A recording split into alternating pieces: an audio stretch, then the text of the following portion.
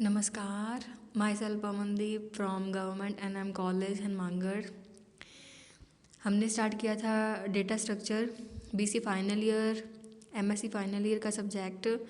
Last मैंने करवाया था आपको क्यू क्या होता है, इंसर्शन ऑपरेशन, उसके deletion operation, enqueue D Q operation and FIFO technique उसकी फर्स्ट इन फर्स्ट आउट वाली कि हम कैसे इंसर्ट करते हैं, कैसे उसको डिलीट करते हैं, फ्रंट और रियर, उसके door for insertion and deletion, insertion from rear operation and deletion from front operation with door rear and front, and उसका जो इंक्रीमेंटेशन एंड डिक्रीमेंटेशन जो होता था उसको वन बाय वन हम कैसे करते थे।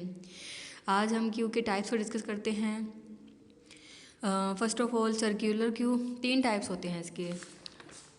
टाइप्स तो काफ़ी होते हैं बट आपको 3 टाइप्स करवाऊंगी। Circular queue, D queue means doubly ended queue, and third priority queue. इन तीनों टाइप्स के अकॉर्डिंग जो हमारी क्यू की इंसर्शन और डिलीशन पॉइंट होती है वो अलग अलग तरीके से हैंडल होती है।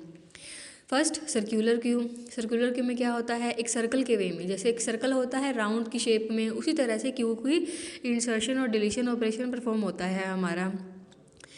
इन अ Q then represent queue using array, then we want to insert new element in a queue, we have to check overflow condition। जब भी हम क्यू में वैल्यू इंसर्ट करते हैं एक एरे के पोजीशन में, एरे मतलब एरे क्या होता है, जब भी हम कोई इंडेक्स पॉइंट इंसर्ट करते हैं जैसे 10 20 30 40 50 ये सब हमने इंसर्ट किया, तो उसकी जो इंडेक्सिंग है वो 0 1 2 3 4 5 इस तरह से होती है। मतलब जो 10 है वो 0 पे पोजीशन करेगा, 20 है वो 1 पे पोजीशन करेगा, 30 है वो 2 पे पोजीशन करेगा, इस तरह से 1 बाय 1 वो पोजीशन करता जाएगा एंड उसकी जो इंसर्शन पॉइंट है वो 1 बाय 1 इंक्रीज भी होती जाएगी और उसकी जो पोजीशन मेमोरी स्पेस एरिया है वो 0 इंडेक्सिंग से शुरू होता है। एरे का नाम जहाँ भी आ जाता है उसमें जो फर्स्ट एलिमेंट होता है वो 0 पोजीशन पे ही स्टोर होता है। देन 0 1 2 3 4 5 6 7 8 9 टोटल कितनी हो गई 10 वैल्यूज़। तो इसी तरह से जो इंडेक्सिंग है एरे के थ्रू वो 1 2 3 की जगह 0 1 2 3 इस तरह से स्टार्ट होगी। और ओवरफ्लो कंडीशन मीन्स हमें देखना है कि हमारा जो क्यू है वो फुल तो नहीं है। अगर वो क्यू फुल ही हुआ तो हम इंसर्शन पॉइंट जो है ऑपरेशन है वो परफॉर्म ही नहीं कर पाएंगे। We do not insert new element if rear is at end of queue। अगर वो क्यू फुल है हमारी तो rear ऑपरेशन परफॉर्म नहीं हो पाएगा। Even though free space is available in front of queue, to solve this problem we use circular queue। मतलब इसे सॉल्व करने के लिए हमें कोई फ्री स्पेस करनी पड़ेगी विद फ्रंट से हम वैल्यू डिलीट करते हैं। अगर कोई खाली स्पेस नहीं है देन हम डिलीट करेंगे with front operation, and when we delete an element from the queue then a new space is available in the queue. तो जब न्यू स्पेस आ जाएगी तो सर्कुलर क्यू के थ्रू हम एरे पोजीशन के थ्रू जो भी मेमोरी स्पेस होगी हम वैल्यू या एलिमेंट जो है वो इंसर्ट करते हैं। A circular queue is a queue in which front and rear moves in a circular way. जो फ्रंट और रियर होते हैं वो एक सर्कुलर वे में पोजीशन करते हैं। पहले जो मैंने आपको क्यू की लाइन बताई, जैसे आप बस में एंटर करते हैं, ठीक है, तो जो पहले लाइन में होता है वो पहले अंदर एंटर करता है। उसी तरह से जैसे क्यू की जो डोर होते थे, क्यू में पोजीशन मैंने सिंपल आपको बताया था, जैसे स्टैक में तो एक ही गेट होता था, वहीं से इंसर्शन जो होता था वहीं से डिलीशन होता था। बट इन क्यू 2 डोर होते थे।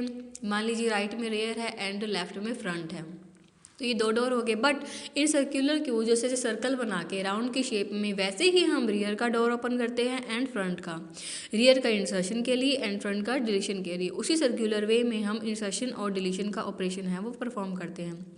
इन circular queue if rear is at the end of queue but free space is available in front of queue, then we can store new element of first position of queue by using r equal to 1। अगर free space available है तो हम r equal to 1 position कर सकते हैं। Then अब next PDF में आप देख लेना कि किस तरह से राउंड स्पेस में मैंने इसको इंसर्ट और डिलीट किया, ठीक है। सेकंड है हमारा डी क्यू। जब हमारी डब्ल्यू एंडेड क्यू हम बनाते हैं, W-ended queue DQ is a linear as data structure in which insertion and deletion operation can be performed from both hands. It means insertion operation can be performed rear and as well as front end. Like this deletion operation can be performed front as well as, मतलब DQ में एक side से हम insertion deletion दोनों perform कर सकते हैं।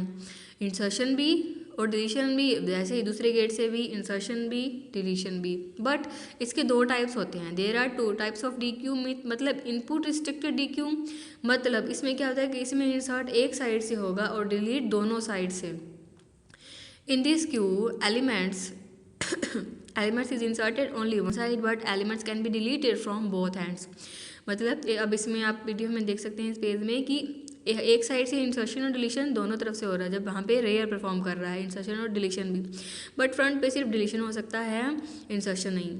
उसी तरह से आउटपुट रिस्ट्रिक्टेड डिक्यू में इसमें एक साइड से डिलीट होगा और दोनों साइड से इंसर्ट होगा। जैसे in this queue element is deleted only one end but can be inserted from both ends। ऐसे ही इसकी जो स्पेस बनाई हमें फॉरवर्ड स्पेस, उसमें हम एक साइड से जो रियर वाला ऑपरेशन हम परफॉर्म कर रहे हैं वहाँ से सिर्फ इंसर्शन हो रहा है। But in front side we can insert and delete both, दोनों ऑपरेशन हम परफॉर्म कर सकते हैं। इनपुट रिस्ट्रिक्टेड में हम सिर्फ इंस्ट्रक्शन एक साइड से कर सकते हैं और आउटपुट रिस्ट्रिक्टेड में हम सिर्फ डिलीट है वो एक साइड से कर सकते हैं। इनपुट में डिलीशन बोथ साइड से और आउटपुट में इंसर्शन बोथ साइड से। सेकंड प्रायोरिटी, नेक्स्ट है हमारा third priority queue. Priority queue में क्या होता है? In priority queue to process to an element, priority of an element, priority दी जाती है जिसमें जिस वैल्यू को, जैसे 10, 20, 30, 40, 50 5 एलिमेंट है, इसको मैंने प्रायोरिटी दे दी। जैसे 10 को मैंने 4 पोजीशन पे रखा, फिर नेक्स्ट को 3, फिर 2, फिर 1, फिर 5, इस तरह से रखा। तो पोजीशन 1 पे कौन सा है? 40, तो हम 40 को पहले काउंट करते हैं क्योंकि प्रायोरिटी उसे 1 पे 40 को मिली है। और नेक्स्ट जो वैल्यू होगी 2, 3 पोजीशन पे, फिर 4, फिर 5, इस तरह से 1, 2, 3, 4, 5 जैसे जैसे जिसको प्रायोरिटी मिली है उसी एलिमेंट को हम काउंट करते हैं। In priority queue higher priority elements processed first, मतलब जो हायर प्रायोरिटी ली जाती है मैंने आपको बताया, जैसे 1 है तो वो पहले पोजीशन करेगा, फिर सेकंड करेगा, फिर थर्ड, फिर 4, फिर 5। ऐसा नहीं है कि 10 के बाद सीधा हम थर्ड, जरूरी नहीं है कि फर्स्ट जो, अगर जो 10 वैल्यू है वो सबसे कम है उसको हम पहले वैल्यू को इंसर्ट करते हैं हमेशा। बट इन प्रायोरिटी कंडीशन अगर 10 के पास पोजीशन 4 की है तो वो चौथे नंबर पे ही आएगा, ना कि फर्स्ट नंबर पे। फर्स्ट नंबर पे जिसके पास प्रायोरिटी है, 40 के पास फर्स्ट प्रायोरिटी है तो वो पहले पोजीशन पे जाएगा, और 30 के पास सेकंड है तो वो सेकंड पे, 20 के पास थर्ड है थर्ड पे, 10 के पास 4 है वो 4 पे, 50 के पास 5 है तो वो 5 पे। इससे नहीं है कि हम उसकी जो एलिमेंट्स है उसकी काउंटिंग के अकॉर्डिंग हम उसे अरेंज नहीं करेंगे, जैसे कि उसकी प्रायोरिटी होती है 1, 2, 3, 4, 5 उसके अकॉर्डिंग उसको अरेंज करेंगे, सॉर्ट करेंगे।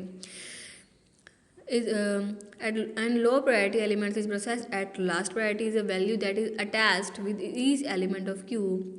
Normally processor use a scheduling to execute each process in operating system। जैसे ऑपरेटिंग सिस्टम में हम शेड्यूलिंग करते थे, शेड्यूलिंग मतलब हमें शेड्यूल बनाना था कि हमारी P1 से P10 तक जितनी भी प्रोसेस है हम उसको 1 by 1 कैसे हैंडल करते हैं, 1, 2, 3, 4, 5, 6, 7, 8, 9, 10 इस तरह से हैंडल करते थे 1 by 1। पर जरूरी नहीं है कि एक के बाद 2 ही आए, 2 के बाद 3 आए, एक के बाद 7 आ सकता है, 7 के बाद 2 आ सकता है, 2 के बाद 5 आ सकता है, 5 के बाद 9 आ सकता है, 9 के बाद 3 आ सकता है।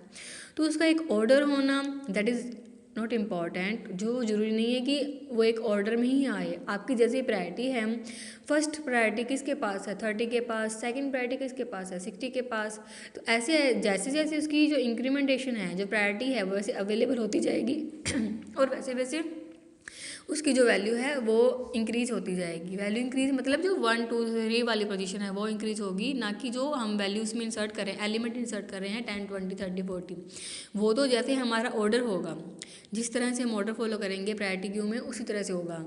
ये थे क्यू के 3 टाइप्स। सबसे पहले हमने किया सर्क्यूलर क्यू, रेयर और फ्रंट को हमने किया था एक सर्कल की फॉर्म में, राउंड शेप में हम वैल्यू को इंसर्ट करते हैं A, B, C, D, E इस तरह से, तो उस तरह से इंसर्शन किया। फ्री स्पेस अवेलेबल है तो नेक्स्ट एलिमेंट रेयर से हम इंसर्ट कर सकते हैं, नहीं है तो हम उसको फ्री स्पेस अवेलेबल करवा के फ्रंट के थ्रू कुछ डिलीट करके नया एलिमेंट इंसर्ट कर सकते हैं। डी क्यू में डब्ल्यू एंडेड क्यू हम इंसर्शन और डिलीशन दोनों ऑपरेशन परफॉर्म कर सकते हैं विद बोथ साइड। बट जब इनपुट रिस्ट्रिक्टेड होगा तब हम सिर्फ डिलीशन है वो दोनों साइड से करेंगे और इंसर्शन एक साइड से। आउटपुट रिस्ट्रिक्टेड में हम जो डिलीशन है वो एक साइड से करेंगे और इंसर्शन है वो दोनों साइड से करेंगे। थर्ड है प्रायोरिटी क्यू। प्रायोरिटी क्यू में जिस वैल्यू के पास जो प्रायोरिटी होगी उसके अकॉर्डिंग उसका इंसर्शन और डिलीशन परफॉर्म होता है 1, 2, 3, 4, 5, 6, 7, 8, 9, 10 इसके थ्रू। वैसे ही उसकी प्रोसेस होती जाएगी। तो इनमें जो वैल्यू इंसर्शन और डिलीशन तो वैसे ही चलता है, बट उसके वेज अलग अलग हो जाते हैं। नेक्स्ट आगे की क्लास में करेंगे। धन्यवाद।